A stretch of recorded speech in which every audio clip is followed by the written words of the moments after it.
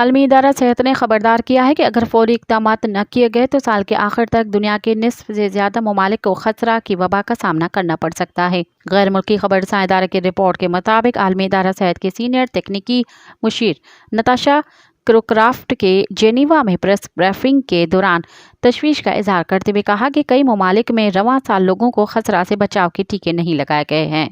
خدشہ ہے کہ اگر ہم نے ان علاقوں میں جلد ویکسین نہیں پہنچائی تو ان علاقوں میں خطرہ پھیل سکتا ہے۔ انہوں نے کہا کہ عالمی ادارہ صحت کے اعداد و شمار کا استعمال کر کے US سینٹرز فار